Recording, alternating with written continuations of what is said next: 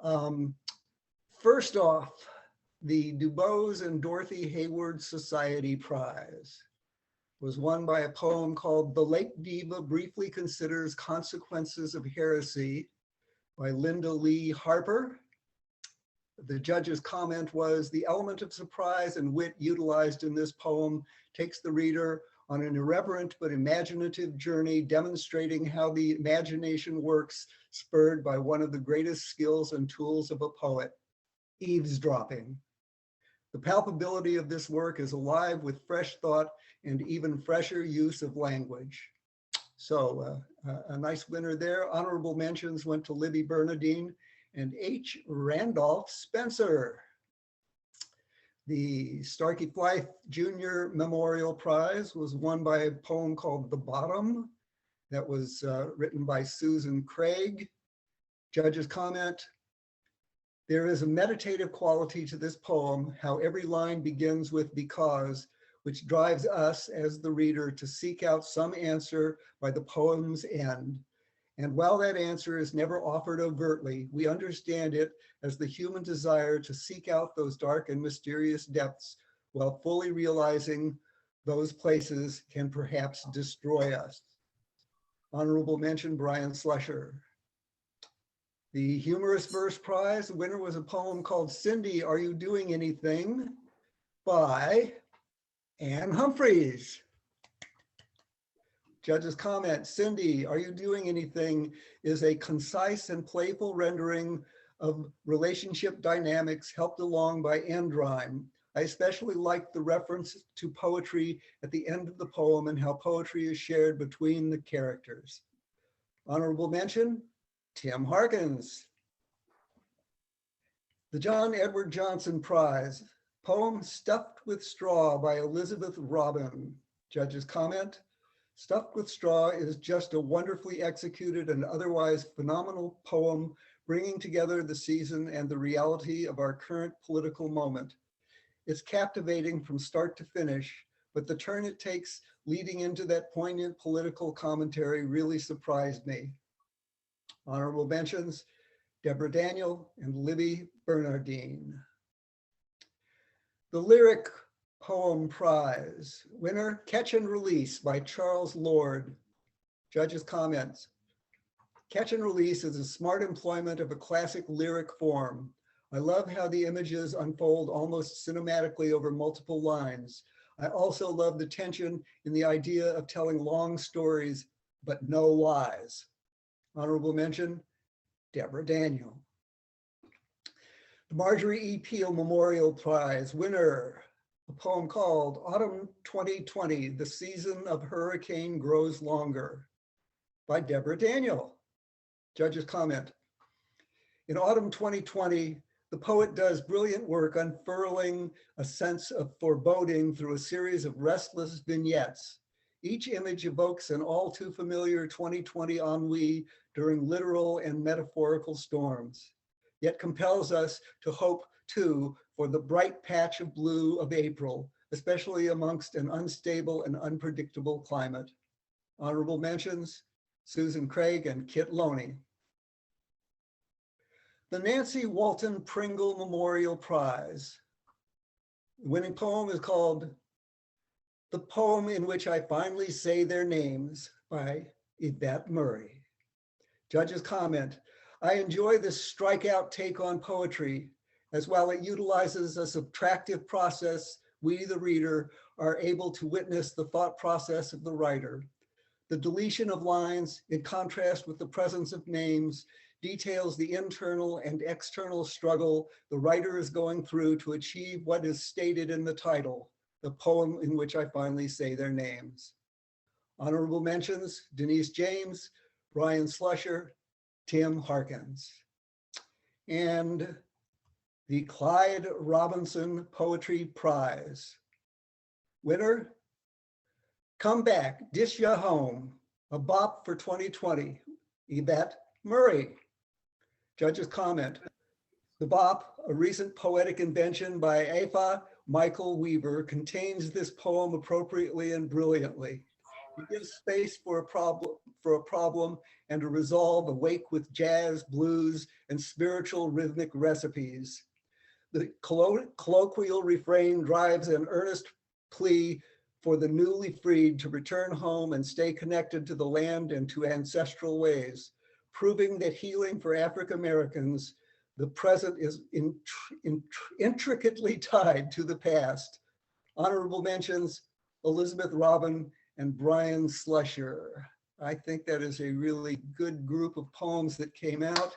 Congratulations all.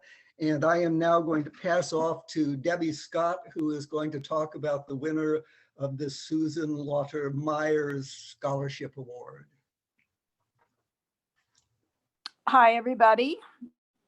I'm pleased to present the awards for the Summer Scholarship, in addition to the many awards that Charles presented. The Summer Scholarship is a little bit different than the other contest in that we are offering a July weekend. Bingo. Specifically, some called upset about the shortened schedules. I'm confused about whether or not you can hear me. Can somebody respond? I can hear you, Debbie. Okay, great, thanks. All right, so the Summer Scholarship is a little bit different than the other contests in that it awards a July weekend at Hub City Writing in Place Conference, and that's usually held at Wofford College. Now, because of COVID, last year the conference was canceled, and this year we're a little bit unsure as to what's going to happen. Hub City is in the process of discussing that right now, and they've informed me that it may be a virtual conference this year. So we'll have to stay closely tuned to them in terms of what's happening. Derek Barry was our contest winner last year, and he will be offered a spot this year in whatever happens going forward, because last year was canceled. And we, of course, will have a winner for this year. I think many of you know Susan Myers, and the contest is named in her honor. Susan passed away a few years ago. Our judge this year was Kevin Morgan Watson, and he is the editor of Press 53.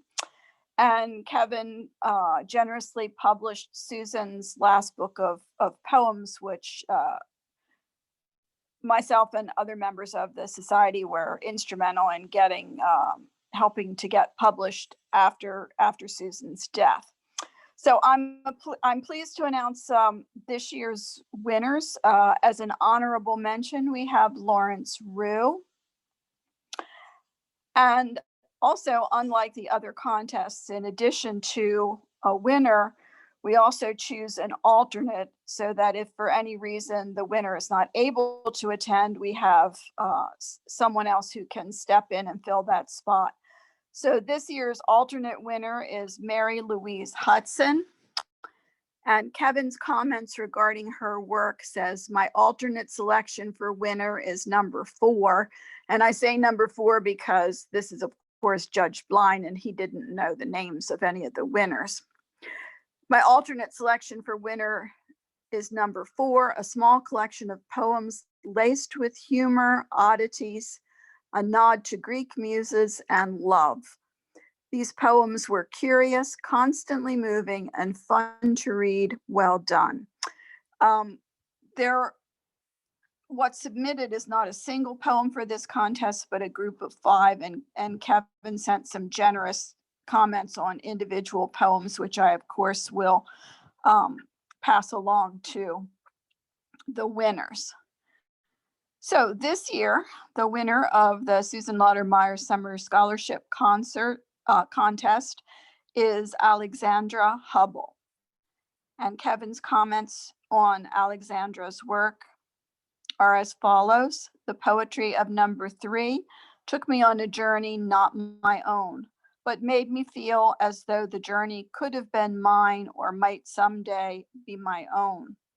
These are poems from a romantic, an astute observer and mental note taker who can recall not only the sights, but the sounds, the smells, and the emotions that cemented these events deep into her mind, and then share them so vividly and viscerally with readers. Who knows, maybe these poems were inspired by pure imagination, but even so, I expect that down the road, one of these poems will flash in my mind as I go about my own business of living. And Kevin says, please congratulate all of the poets for me who submitted. So Jim, or whoever is next, I will throw this back. Well, thank you, Debbie. And congratulations to all the winners. I know some of you were here to hear your name announced, and I always like that when you can hear it in person. So I'm glad that happened. And if you are jealous and you didn't win anything and you would like to, you have a chance to enter our spring competitions, and the deadline is coming right up, February 15th. So there's still a little bit of time to get them onto submittables, and we'll read the results of that at our May meeting. So I hope you enter, and you can get in on some of our large cash prizes. So I'm going to introduce the woman who will introduce our I don't know what we call this, the warm-up poet. We don't have a good name. Maybe we should come up with a good name. So Emily Roscoe is a professor of English at the College of Charleston and director of the MFA Creative Writing Program. And she first read for the Poetry Society in November 11th, 2011, which is 11/11/11. I think probably the neatest out of all 679 meetings that we've had over the last 100 years. I think 11/11/11 is the coolest one. So she was recently, that was when she had just started at the College of Charleston, and she was reading from her brand new book, Pop Rockery, at that meeting. So Emily, if you could take the microphone and introduce our warm-up poet. Yeah, thanks, Jim. That was back when we were all so young and so innocent, it seems, 2011, gosh. Hi, everyone. It's great to be here tonight. Thanks for tuning in. I'm going to introduce our first poet, our warm-up poet. Joshua Garcia's poems and lyric essays have been published or are forthcoming in Arts and Letters, Hobart, Image, the Massachusetts Review, New South, and West Branch Online. His chapbook, Prairie Burning, was a finalist this year for Autumn House's contest and also a finalist for the Beloit Poetry Journal's Chad Walsh chapbook series. This winter, he held a writing residency awarded by the Sundress Academy for the Arts. Josh will complete his MFA degree with an Arts and Cultural Management graduate certificate at the College of Charleston this May. And while this hasn't been officially announced yet, I think it's okay to tell you, this more intimate audience. She's late. I bet you she's late. I'm sorry. You gotta mute your microphone. That Josh was recently awarded Bucknell University's Stadler Fellowship in Literary Arts Administration. So he will contribute to the Stadler Center's campus and regional outreach efforts, and he'll serve as a staff poet in the Bucknell Seminar for Younger Undergraduate Poets next year. It's been an absolute joy to work with Joshua Garcia over the past 2 years and to witness his poetic career take off. Situated in the spiritual and the corporeal, Josh's poetry is full of a profound, raw vulnerability. His poetry explores identity and sexuality, eros in the body, trauma, family, religious beliefs and doubts, and the surrounding socio-political atmosphere that we have all been surviving for the last 4 years. Josh's poetry is both gorgeous and bold.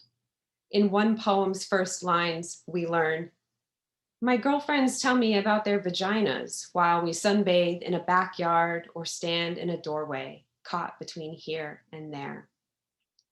And in another poem, the speaker opens up with a tender thought. "I think about queerness and how I want to hold mine."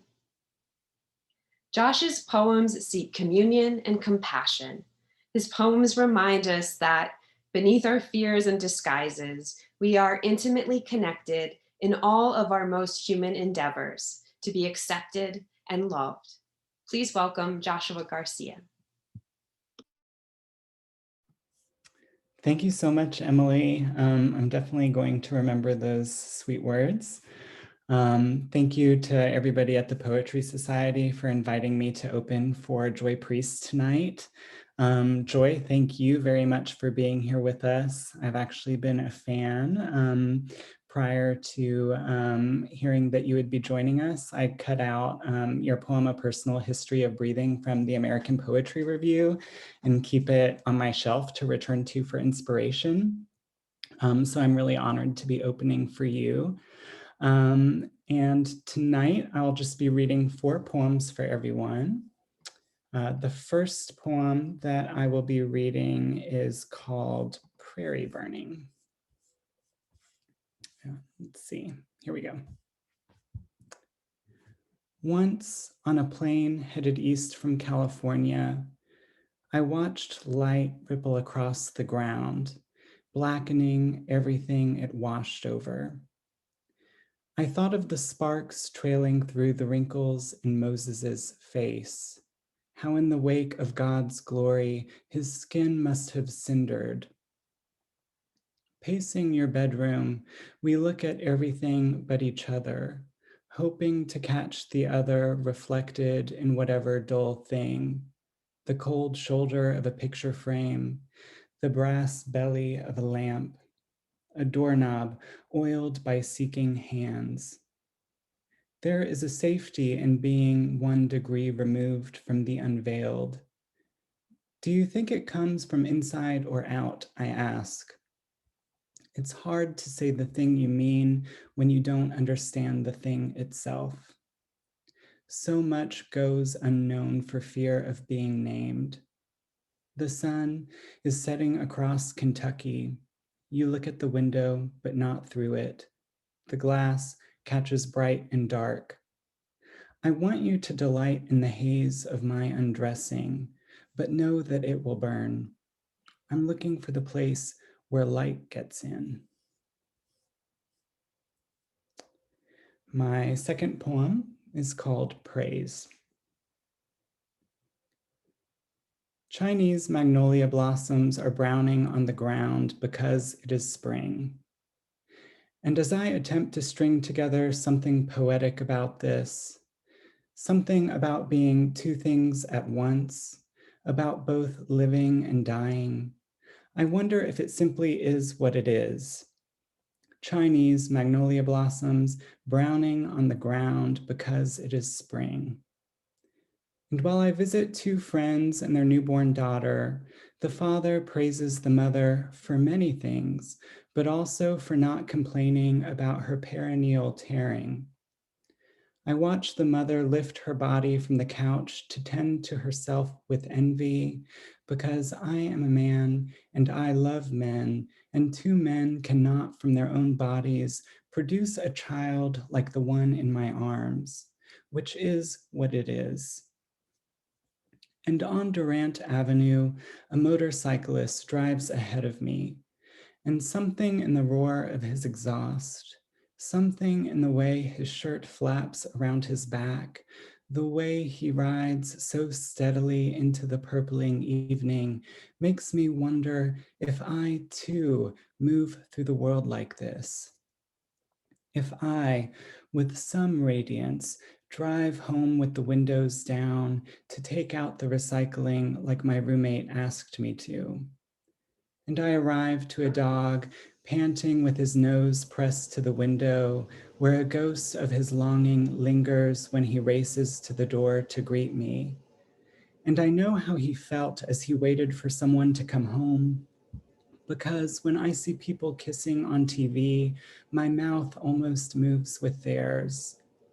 And I don't know where I'm going with this, because I think before I speak, but say what I will regret anyway. And though I've read the signs all wrong, I still look for meaning in birds that shatter across the sky like tea leaves, because it is beautiful, whatever it is. And the doorbell rings as I eat leftover pizza with kimchi on it, and my cheeks flush when the UPS guy calls me Bud, as if I might bloom into something he'd press his nose to. And I forget to take out the recycling.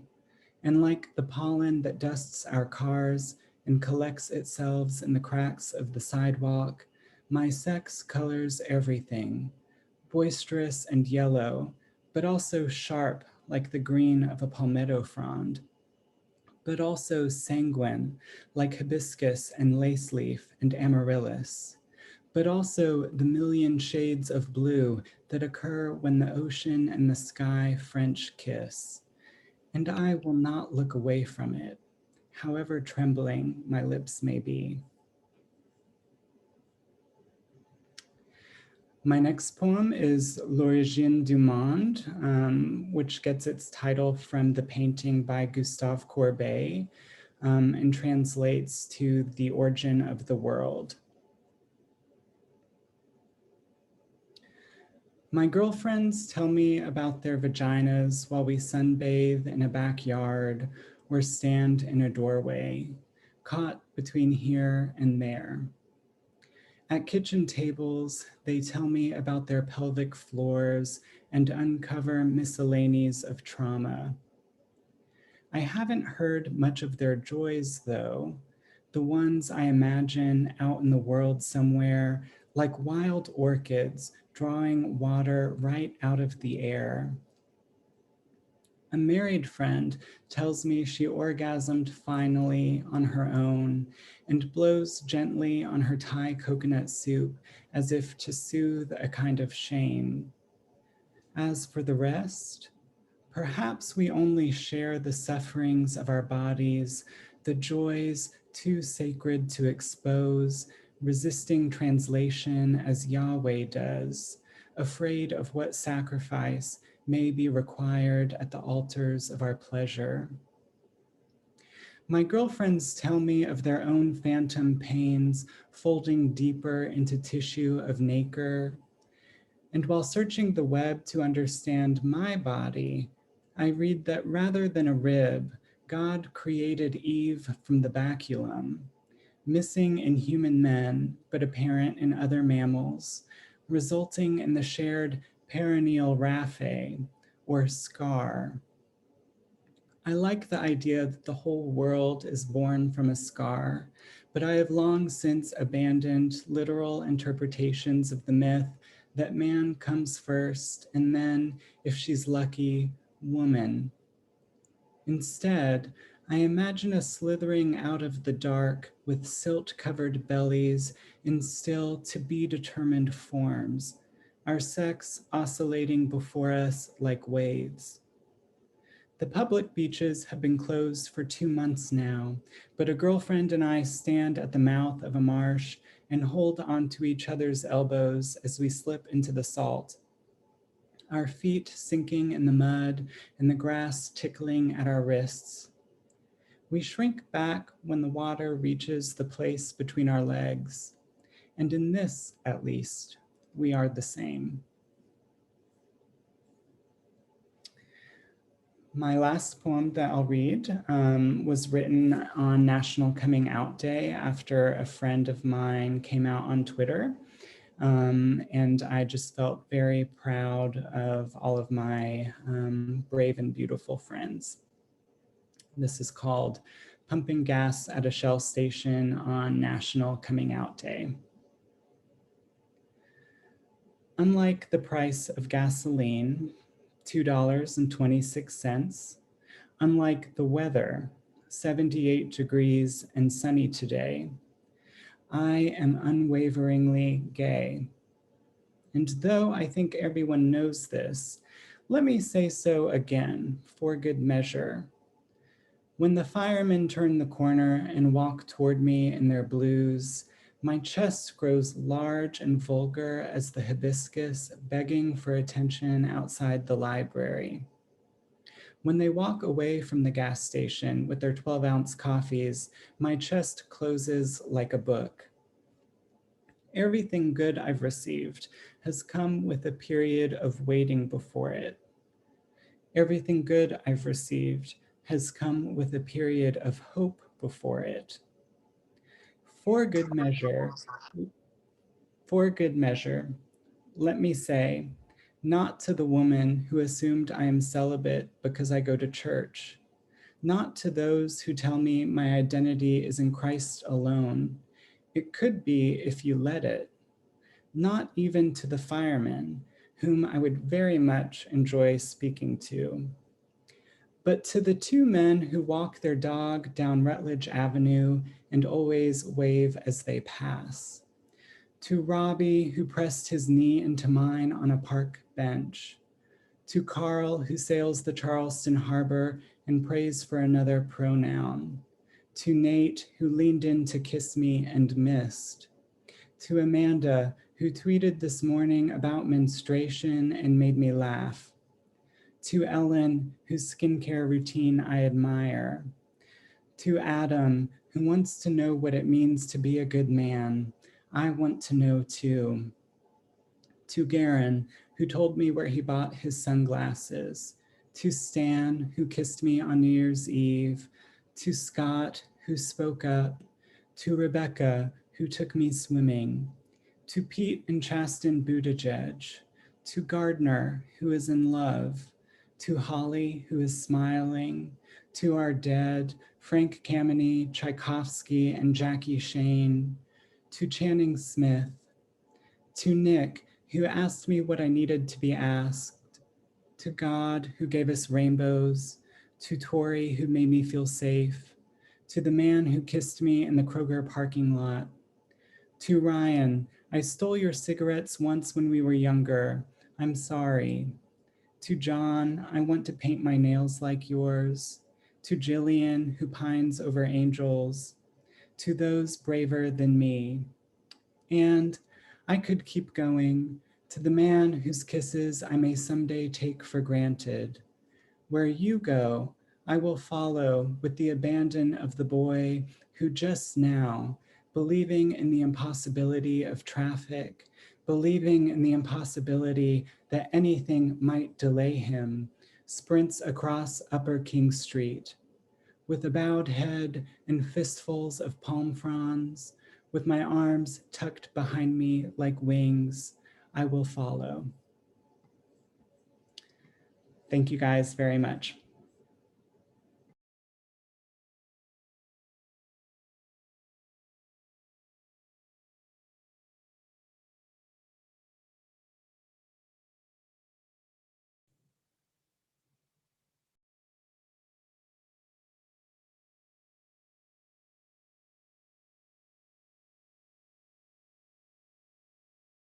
That's all from me. Thank you, Joshua. That was so beautiful. I feel like really teared up and I don't know what to do at this moment.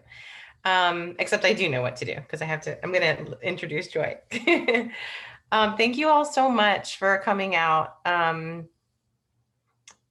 And I'm really excited to see some people here from all over the country that just have come to hear these beautiful poems. Before I do anything, I want to put the link for Joy's book in the chat.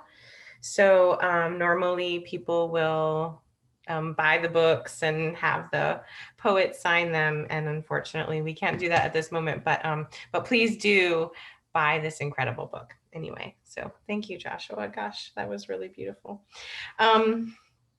Joy, I've been so excited to have Joy come here. She was in South Carolina studying, and I knew as soon as this book came out, I was just so excited to host her here. And I'm sorry it's not in person, but I'm really excited to hear her work tonight. So Joy Priest is the author of Horsepower, winner of the Donald Hall Prize for Poetry. She is the recipient of the 2020 Kunitz Prize, and her work has appeared in the Academy of American Poets Poem a Day series, American Poetry Review, which Joshua has taped up in his room, The Atlantic, Poetry Northwest, and Poets and Writers, among others. She is currently a doctoral student in literature and creative writing at the University of Houston. Of her incredible cinematic debut, Shane McRae writes, "Horsepower tells what it is to be a bridge in one's family between racism and a love forged in defiance of racism. It tells what it is to need to both escape that role and embrace it." Because this collection is so much about liminal spaces, I wanted this introduction tonight to be a kind of knocking at the door for you, a frame to enter into these gorgeous poems. So the opening title poem sets up the themes and tensions of this collection, a lens first zooming in on place, so central to the speaker and these narratives. Louisville, Kentucky. Joy writes, "Off season, before the racetrack opens, I jump through the threshold of my back door, stable side." These are poems of flight, of movement. The speaker remains in motion throughout the collection, even as traces of place, Louisville in particular, Kentucky, and more broadly the South, remain an irrevocable part of the narrative. As Joy writes later in the same poem, only Longfield and a chain link fence separates the horse's air from mine. In an interview for the University of Pittsburgh Press, Joy discusses how her work was formed by the theories of fugitivity she came across from Black studies scholars, saying that, quote, "The speaker in the collection is a Black child with a white parent. I prefer this description to mixed race because I believe the latter naming erases her Blackness and erases the resulting anti-Blackness and violence she experiences, even from her own white relatives, her own white mother. And because she will never be white, nor does she wish to be, I want to present this waywardness and fugitivity as aspirational." In the poem, "My Father Teaches Me How to Disappear," the speaker has learned from her father so well that she even disappears in the middle of a thought. She has studied invisibility, how to protect herself, how to become the air itself. Joy writes, "He means I better know how to get gone. When he looks up, he best be talking to air. And so the next time he comes for me, please welcome Joy Priest."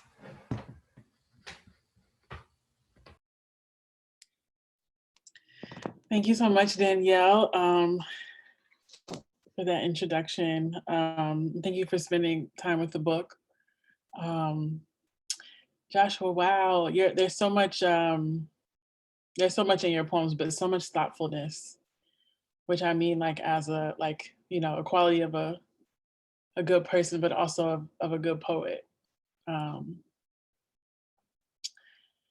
Let's see. Okay, so I sort of curated the poems that I'm going to read around what I plan to talk about at the workshop in the morning. So I don't know how many people who are going to the workshop are here tonight, but recently I was really struck by the essay that Ocean Vuong tweeted on their Instagram about metaphor, and particularly the response to, I think, a former teacher or editor or something, that was more sort of coming from a canonical approach. But in the Instagram essay, that's such a thing now, Vuong talks about metaphor as the DNA of seeing, and also the autobiography of sight. And that really stopped me, because I had been thinking for a while about metaphor and imagery, the image system of, particularly when I was putting together Horsepower, I was thinking about it as a cinematic experience. And I was thinking about how to curate a cinematic experience with a book. And so the image system was a huge factor the entire time. And as everyone always points out after a reading or after they've read the book, it's such a book rooted in place, and place is sort of, it's you cannot cleave it from the narrative of the sort of nonlinear narrative of the speaker across the book. because it's so tied to the speaker's place is tied to geography, place is tied to the speaker's story, the speaker's relationships in the book. And I'll talk about that more in a second, but I was really into the idea of metaphor as the autobiography of sight. And I should say, because I always push back on this in interviews, that it doesn't mean that we shouldn't take for granted that the image system that a poet is using means that the poems are autobiographical. Because poetry is not memoir, it's its own thing, you know. But that the way that we see things is autobiographical.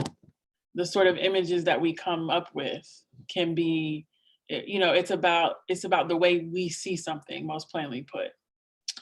And so I tried to choose poems tonight that specifically what I think Ocean and I are interested in around metaphor is in a poem where we can see the speaker project the interior onto the landscape, or something allegorical about the speaker is reflected in the landscape. So I chose those kind of poems tonight, and we'll talk about that more in detail tomorrow morning. So I'm gonna start off with the title poem.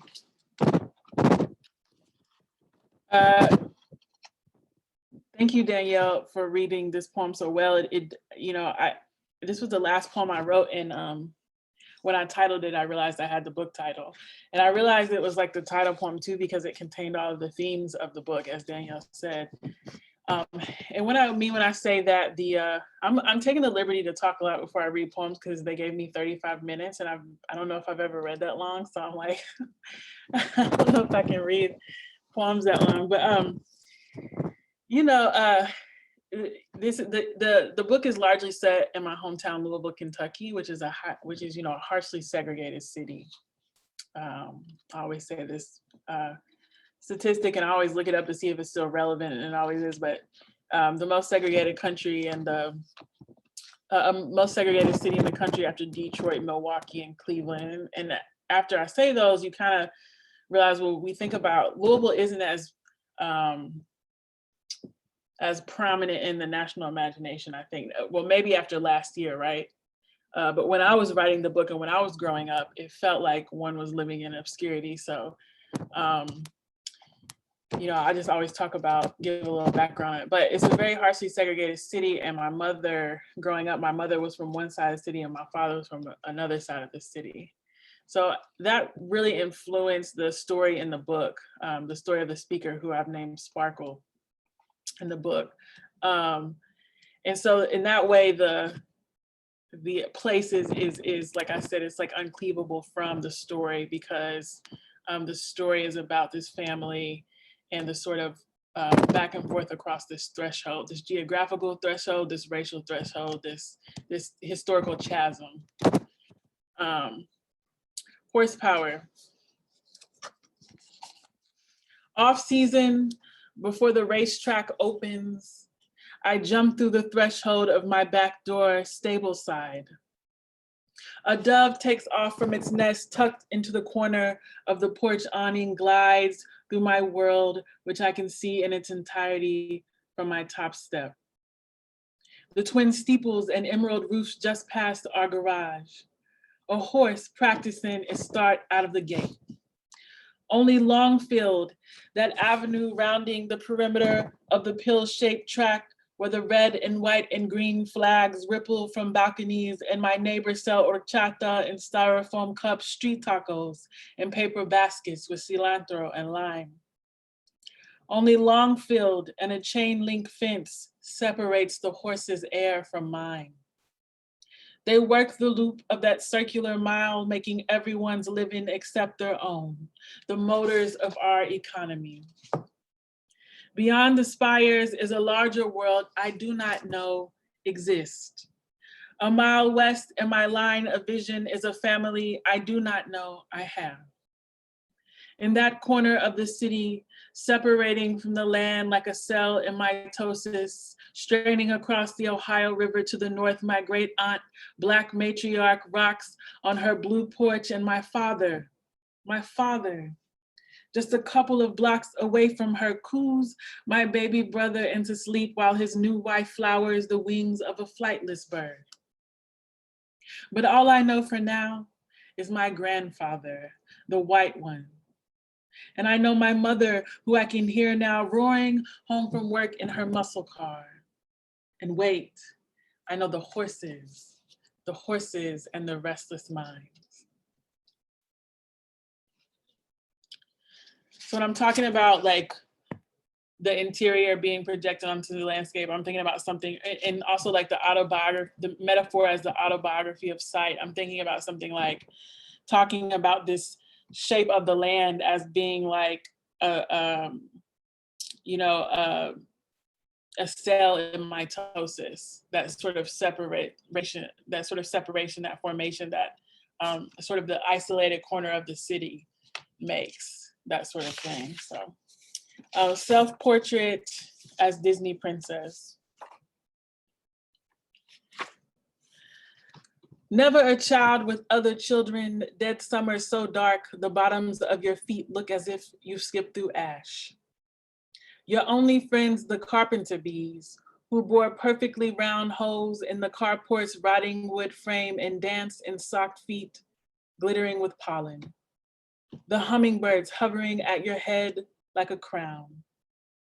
Your caretaker, old man, pallor of acceptable pedigree, sits chain smoking inside the house, hacking phlegm into a Folgers can, thinking himself your savior. You know only compassion. Watch the spiders curl into flowers of death, and having observed them building their webs, each does preside over small funerals of admiration. You are green as the colonial pippins piling beneath a neighbor's Newton. Come here, little squirrel, you say to the kid scooping it into your arms. How could you know its mother will never touch it again?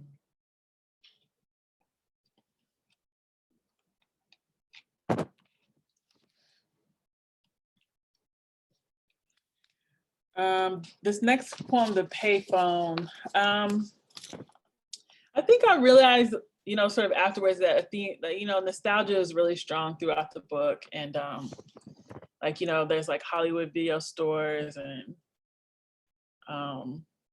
payphones and things like that. And one day, I think I was living in New York City, and I was by Madison Square Garden, and I looked over and there were some payphones, and it dawned on me like, this is the first time I've seen payphones in a really long time. Like they really kind of don't exist anymore anywhere. And then I moved to South Carolina, and I looked around, and I was kind of like keeping the lookout for payphones, and there was no payphones. And I was like, where did they go? Like this was there like a team of extractors that just came one night and took them all away? Like what happened to them? So yeah, I just wanted to write an ode to the payphone. And one thing I found out after, a little personal private story, is where for a long time I was separated from my father at the behest of my grandfather. And when my father was trying to see me, he had left my mother's house and went around the corner and called her on a payphone that's around near an important landmark in the book. And it was just it was after the book was published, my father told me about this, and it just felt like one of those cosmic circumstances that I had written a poem about a payphone. The payphone. Disappeared from the landscape, slick and black in the Tangerine Diner where I stood to speak into the handpiece, greasy with other people's oil and spit. Gone that day's newspaper, boot printed.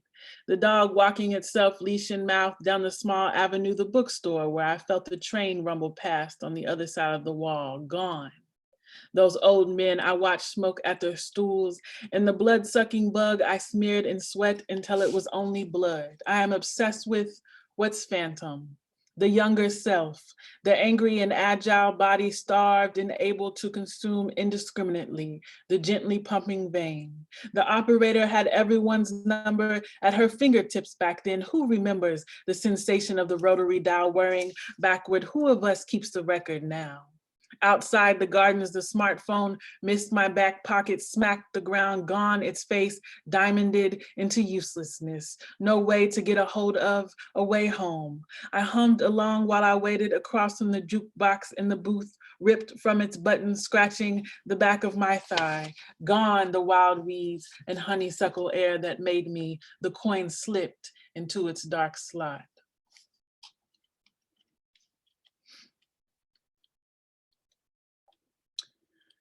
I feel a little rusty from reading because I refused to read for like almost 2 months after I read 3 times a week, like last semester in my first semester of my PhD program. I was like, this was not a good idea. It's like, I'm not doing any readings for a month. And then I just kept canceling stuff. And now I'm like out of practice. I read this story in the Oxford American about this like glade of junk cars. Cars also another important theme of the book. Old schools, muscle cars in particular, like, you know, some Southern shit. But I read the story about this place, I guess it was somewhere in Tennessee. It was in the Oxford American, somewhere in Tennessee, where this glade that's actually kind of really important to the ecosystem. Residents began to use it as sort of a dumping ground because I guess there wasn't anywhere to put stuff. And so it's just kind of like a glade of broken down cars now. And I just thought like, well, that's terrible, but also like just imagined how the cars might be becoming a part of the ecosystem and so forth. This poem is called Junker. Oh, and in the poem, there's a Bradford pear. Does anybody know what a Bradford pear is? It's kind of infamous, right? In the spring, it smells like our favorite genitalia. Junker. That one smelled like a Bradford pear, you said. Set it in the glade of broken downs after we passed over the skunk pulled back to its muscle and stayed silent about it. Said it leaned against the hood, lacing the air with smoke. Under the morning dove and its residual rain, said you liked it. Primal, you called it. Didn't my fingertips glitter with neon dust the whole time? I was a young Tinkerbell. Sometimes I miss her, pollinating everything. Nostalgia is a tease like honeysuckle. The scent never lasts. Dear cricket in the clearing broad day, you bring it all back. I remember my lips curling from my teeth, dipping lazy into navy leather seats cutting, clitoris budding into a small fruit. Stay there, don't rush it. Too soon that Chevy will be a memory rusting in the yard.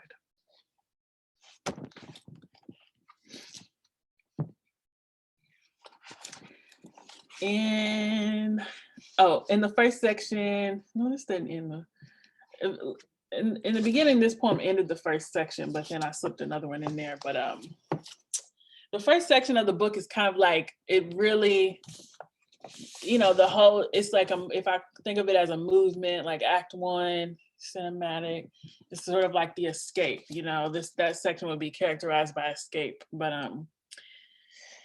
excuse me. So this is Elegy for Kentucky. It's another one where I really think about like the projection of the interior onto the landscape. Elegy for Kentucky. Nowhere to drive night upon night that last summer, but back to the cokey couple I was crashing with in their 26-year habit. On the way there, the same horse always dying at the curve before I turned like a kitschy disco ball onto their street, name I can't recall. There she lay, toppled like a toy figurine, calm but huffing, a laboring machine making steam, though the cold air belonged to June, its grief, a filly, done before becoming a mother. Great belly, black and wide as all surrender, and that magnificent face still against the grass, waiting on the end. There she was every time, whispering something to me, a line throbbing, a visible heartbeat I watched in the mirror for hours with my huge horse eyes. I needed to see her, to make sure she was still there. I went the same way each evening, wanting to feel something, to see this once immortal creature get up. Any weak thing was welcome to finish me then.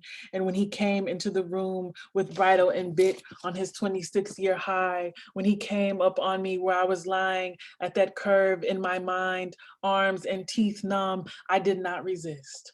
Just a muted yell inside for months before it lit on me like an ancestor. As a child, I followed my grandfather across the street behind our house, Longfield Avenue, backside of the track where the thoroughbreds for that Mays Derby were trapped, bored of what they were bred for, all the royalty within a corral. My hand, a child's offering, was empty when they snorted and drew their worn noses across my palm, yet it was in their nature to remain friendly toward me. My home did not keep its promise after my grandfather died.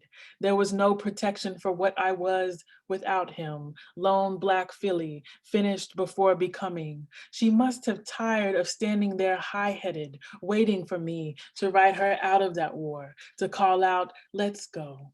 We are done here." I think I wrote that too, like right after I read the Iliad, which I kind of like been putting off. As a poet, like that's a long book. I don't know, Homer. Homer wrote the Iliad, right?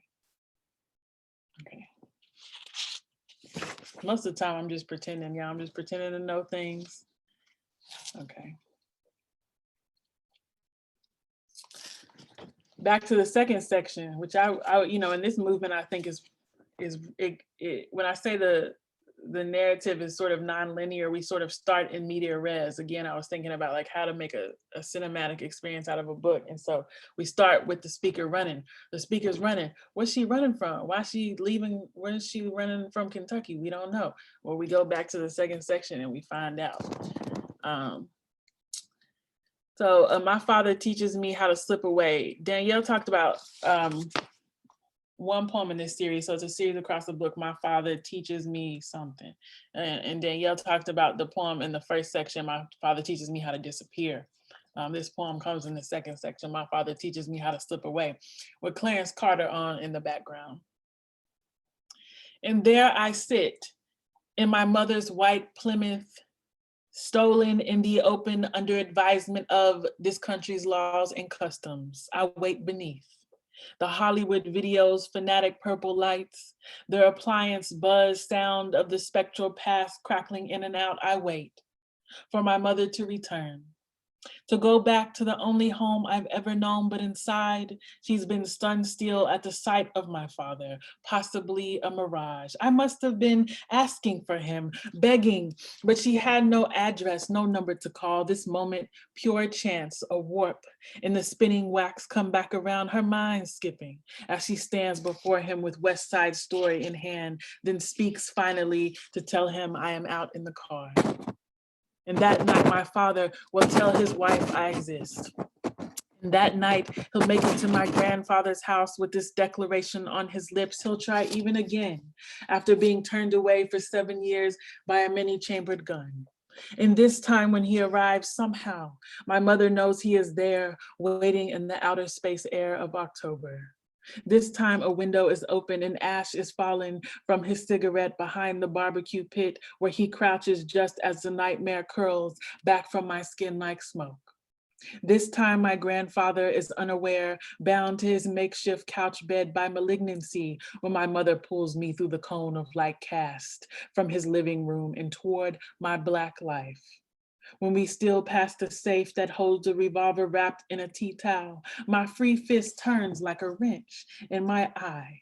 And then the heavy oak door whispered open by the sparkle of my father's knuckles. And then my mother pushing me onto the night porch saying, your father, this is your father. Before me, a mirror. My horse mind flickers. When I step into him and look back at my mother, she is on the other side.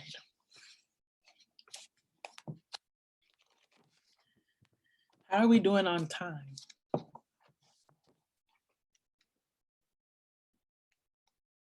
Like 10 minutes, two more. Okay, all right, cool. So we'll stop there with the book. I'll read a couple of newer things, or post horsepower. The point, like, I'm kind of really in a, like, right after I wrote the book, like, or right after it was published, like people started like emailing me a lot for poems. They were like, do you got some new poems? And I'm like, Christ on the cross, I just put out a whole book, you know. But now it's like they're coming, and they're coming faster. You know, this book I worked on it for 10 years. I was like, so the oldest poems in the book are just like craft poems, like poems I wrote in craft classes with Nikki Finney, who was like my first poetry teacher when I was like 20 in undergrad. And some of y'all know, which is why y'all asked me to come here, that I followed her to South Carolina to do my MFA. So then, you know, that was like a long time making a book. It was like, how do you make a book? Let me read all the first poetry books ever that there were written. That sort of thing. And then now it's just like, there's so many poems coming out. I'm like, I think I got like 2 books right now. It's crazy. But anyways, let's read Denial is a Cliff We Are Driven Over.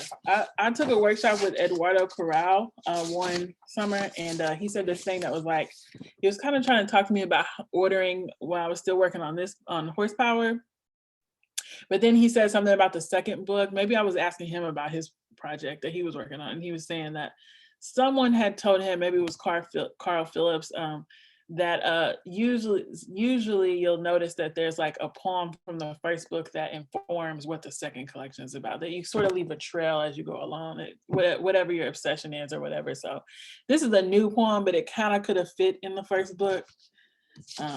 So I'll transition with that one. Denial is a cliff we are driven over. Also, I've been thinking a lot about the Hart children. I don't know if y'all know about the Hart children, but they were 6 Black children adopted by this white couple on the West Coast, and they,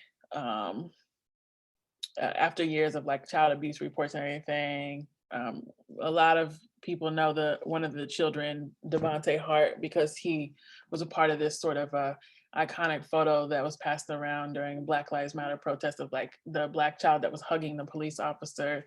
But anyways, in 2018, they drove off themselves and the 6 children off the cliff. So I'm just kind of just writing mostly prose privately about that, but the title Denial is a Cliff We Are Driven Over feels like something I keep writing, a poem I keep writing as I think about them, but this one isn't about them specifically, but it might be a series or something. Denial is a cliff we are driven over. I want to believe Don West is more things you need to know. Don West was a labor organizer in Kentucky, and I was asked to write a poem in response to his work. He's a white labor organizer in Kentucky in the first half of the 20th century. I want to believe Don West when he writes, "None of mine ever made their living by driving slaves. But in my grandfather's mouth, that utterance would have taken on another meaning. In the memory my mother shares, he is flitting across Louisville in his taxi, passing back and forth like a cardinal, red-faced and proud-breasted, delivering Black folks their dry cleaning. Had to, she tells me, as part of his route. But once he started his second shift and turned on the cab light, he wouldn't accept Black fare. I recall him reciting the early president's racist pseudoscience, American at its liver, to rationalize his hatred of my father, his denial of my Blackness, that denial a peril I survived, a cliff he could have driven me over at any moment of my childhood. Maybe, I want to think, because they were poor, men who labored, farmed tobacco, and dug for oil. My grandfather's people resisted slavery, felt a kinship with my father's people. Or that because my grandfather was one of 11 mouths to feed on their homestead, reduced to dirt across the Great Depression, he had a white identity to be proud of, a legacy that didn't join our names in a bill of sale, but in struggle. I search his surname and it travels back to Germany, appears on the deed to the house he inherited, retired, and died in, poor white resentment inflaming his stomach and liver. But when I search the name I share with my father, my only inheritance, disappears into the 19th century, 6th generation, my ancestor bred to produce 248 offspring for his owner, from whence comes our family name. Mr. West, here we are different. Here is where my grandfather found his love for me discordant as the voice of the dead whispering history. Here is where we are connected, not by class, but blood and slavery. And I'll close with a personal history of breathing for Joshua. I wrote this in a workshop with last year with some poets on the West Coast. Hey, Landon and Sarai is here somewhere, I think. Yeah. And we just kind of met every week, made a list of things that were bothering us or that we felt passionate about or we were thinking about or whatever. It was like last summer when everything was popping off. And it was just a good space to be in. And I was at this fellowship, so I could show up every week and we got like a consistent writing routine going. I recommend, getting with some other poets, an hour every week, making a list of things y'all thinking about and writing together for 20 minutes. But this came out of that. And I just thought, I'm just gonna write a whole personal history of breathing in case I stop breathing this year. I mean, people can't breathe. I was just obsessed with it. So, and I also realized that it was attached to, and prior to, what we knew it was coming, but prior to like the environmental racism aspect of everything and like the medical racism and everything, like I was just thinking about like growing up in the sort of spaces I grew up in, the environments I grew up in, the spaces in the city, how that was tied to class and how it was tied to race and how what kind sort of health problems, respiratory issues developed around my breathing, that sort of thing. A personal history of breathing. We woke to life in the 80s, the air dying from industry and industry dying. Train brakes groaning to a stop in that singular scent of horses, their muscular lather and manure moving downriver to Mississippi. Our grandfathers chain smoked viceroys in the house, and we developed asthma before vocabulary, read books and held our breath, spelled but didn't speak, and our bodies' humidity thickened into an argument with speech. When we joined our father's households, they trashed our plastic bags packed tight with medicine bottles and inhalers, curated over the years by our mothers who smothered us, our fathers said, mumbling something under their breath about being a man. We were daughters. We were Black and so sons too. They vowed to make us stronger, big-lunged, lit our cigarettes, handed us grip-pleated paper bags in place of pills. In the 90s springtime, we suffered through neon particles of pollen, suction film like to all blooming surfaces, innocuous in natural purpose, but perverted by chemical monopoly modifying plant sex and the work of bees. We became allergic to apples because we were allergic to apple trees. At the plant, our fathers were talking their co-workers out of the Ku Klux Klan while we hooped on our still segregated basketball teams. outgrowing childhood over an iron-rimmed summer at parks oxidized to rust. At 14, we went to work at drive-through windows, fried batter air settling in our hair, black and mild smoke breaks freaked to extend time. And some of us went off to college with polluted memories. And some of us ended up at the school clinic with anxiety and traumatic stress, acid reflux and lactose intolerance. The nurses said was genetic. We didn't have the phrase environmental racism yet. And sometimes we just forgot to breathe or realize we've been holding our breath. We tried kombucha and herbal teas, yoga and meditation, signed up for classes with suburban moms on Xanax and Ambien, and we acted brand new.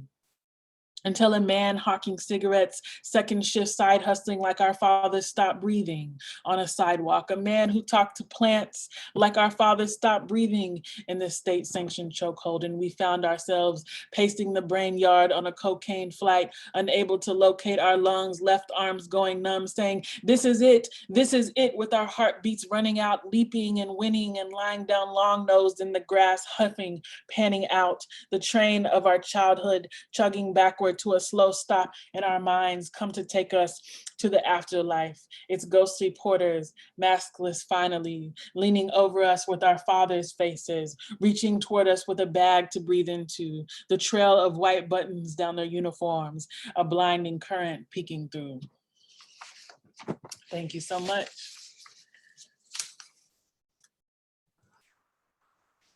Wow, thank you, Joy. That was wonderful. One thing that stuck in my mind was, I think the iPhone that was diamonded into uselessness. That was brilliant. We're going to have a short question. If anyone wants to put a question in the chat room, we'll take a couple of questions. And also, I'm going to want everyone to take the survey. So we're going to put the survey link into the chat too. So any questions?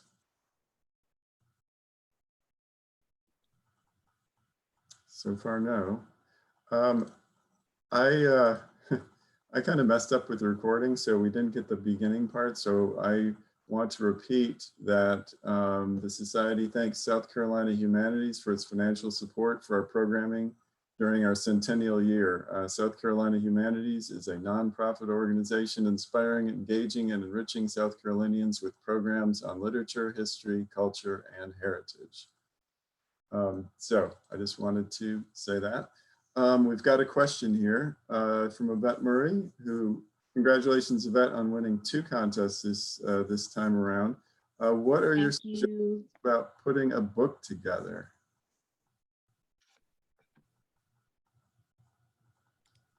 Joy, are you there? Yeah. Oh, first, Jim, I wanted to say I really like the thing you wrote on the website about this event and Carl Sandburg, and like that was really Good, thank you. Give that historical context. I felt like this was like a really important reading. So putting suggestions for putting together a book.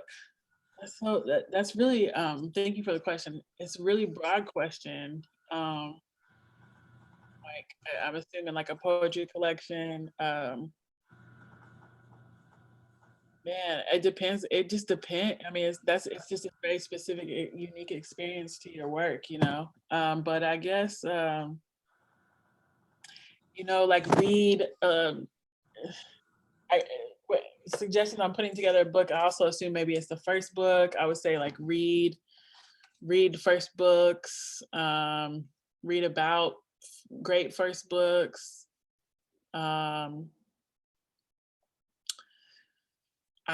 Someone told me, a mentor type figure told me like, you know, you are in charge here. Like, how do you want to lead your reader through the poems? Like, what experience do you want to curate for your reader?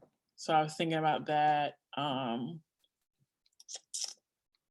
Don't try to fit everything, all the eggs into one basket sort of deal. You can always, like, one thing that I felt very relieved about, I took out like 13 poems And I just, my book still came to like 74 pages. And I think like, I thought it was going to be slimmer. I thought it was going to be like 62 pages. And I was really excited about that because all these like really long books were coming out. There was like these poetry collections that are like 100 pages coming out. And I was like, I want to go back to like the short and sweet that punches. But it's really relieving when you take a lot of poems out, just exactly what the book needs, and then you like have like so many poems left over that you can move forward with for the next thing, or they can go to another project. I don't know, that's like I feel like I would need to know so many more things to like have more specific answers for that. Josh has a chapbook, right? Joshua? Yeah, it's written. Someday maybe you'll be able to read it. Okay. It looks like we have another question here from Ethan Fugit. Do you have a favorite filmmaker to go with the idea of the cinematic metaphor? Do I have a favorite filmmaker? You know what? It's not gonna be anything like classic cinema. Like whenever I say I love film, I actually quit saying it because people are like, I was like, have you seen this? And I'm like, no. And they're like, well, have you seen this? And I'm like, no. Like, so I quit saying that. And it's kind of more like, I just end up liking like little weird stuff, but I just really I kind of want to be a screenplay writer. I kind of want to be a filmmaker. My answer to this question would be controversial, so I'm not gonna answer it truthfully. But I really like John Singleton, man. Like John Singleton is like underrated, filmmaker, I think. John Singleton did Boys in the Hood, Baby Boy, those sort of things. And I think like I think now they would be received more as like when we have this distinction in writing of like mainstream bestsellers and then like literary writing.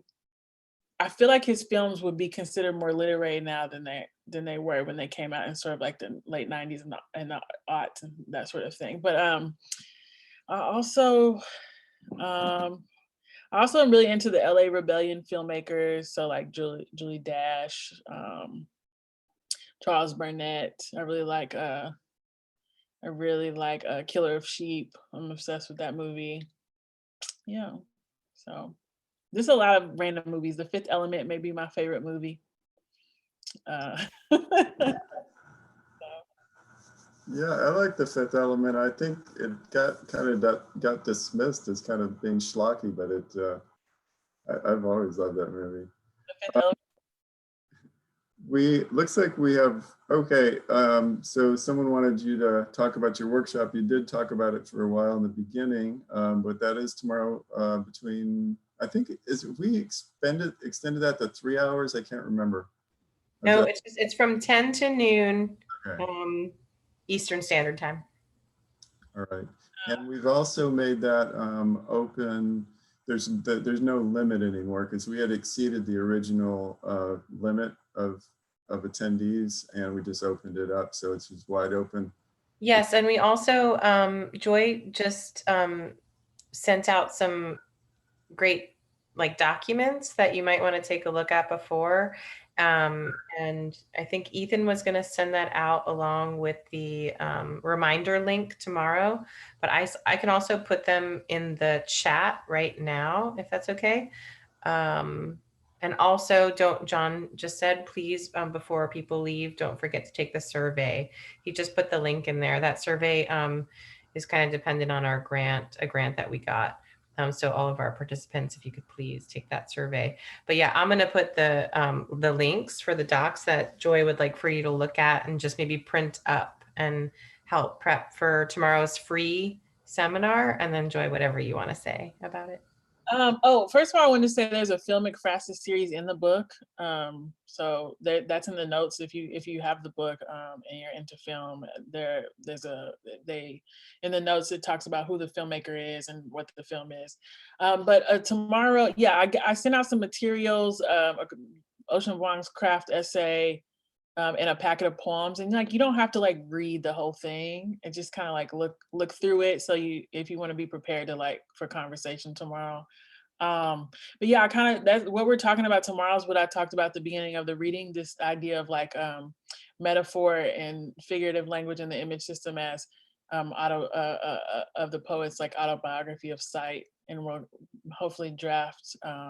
We might not have time to like read them, but we'll draft, hopefully get some writing done in the workshop around what your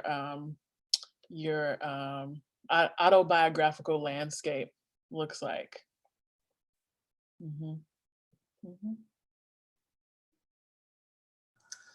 All right. Okay, I think that will probably wrap it up. Again, please fill out the survey. We do want to know what you think, but we also have a requirement to do this. So it's very important to us for our continued funding. So please do it. I don't think anybody looks forward to taking a survey, but you would be doing us an enormous favor. And thank you, Joy, for that wonderful reading. It was a delight. It was really great, and a wonderful way to spend this icy, at least here. I don't know what it's like where you are, but it's been a cold, damp day here, and it really brightened things up. So thank you for that. I hope everyone leaves arguing about whether I'm a poet or not, like Carl. Josh is clearly a poet. Yeah, we'll give you the results 100 years from now. We'll see. So, well, all right.